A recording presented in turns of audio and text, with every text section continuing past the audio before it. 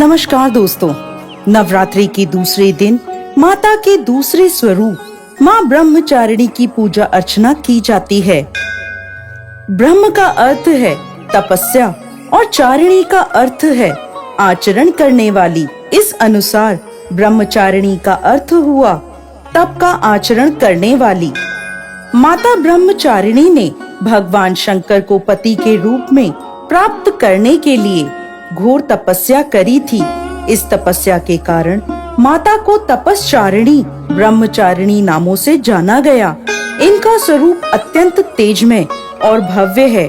श्वेत वस्त्र पहने, दाहिने हाथ में जप की माला लिए और बाएं हाथ में कमंडल धारण करे हुए इनकी पूजा करने से साधक का मन स्वाधिष्ठान चक्र में स्थिर होता है।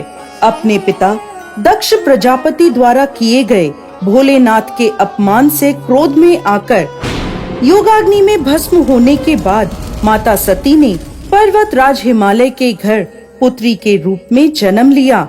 यहाँ उनका नाम पार्वती या शैलपुत्री रखा गया।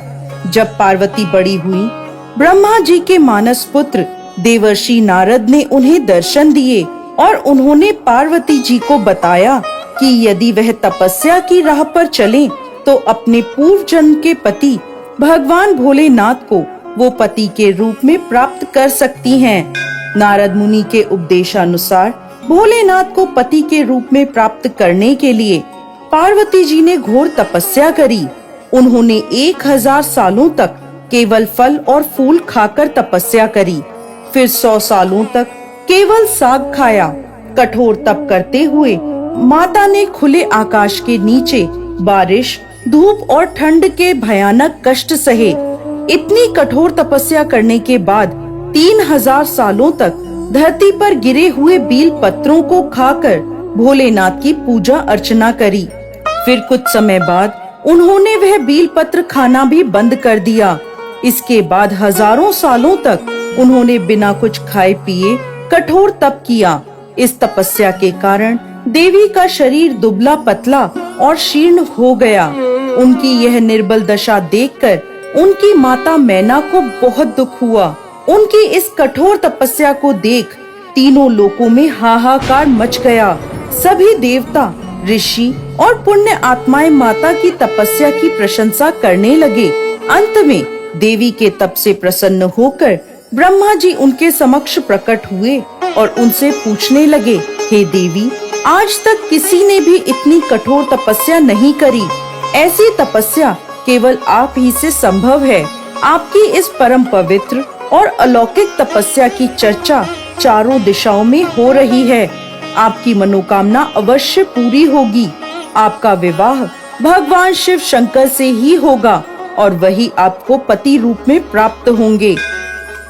अब आप इस तपस्या को खत्म करें और अपने घर लौट जाएं। आपके पिता आपको लेने आ रहे हैं। इसके बाद माता ने तपस्या खत्म करी और अपने पिता के साथ अपने घर लौट आईं।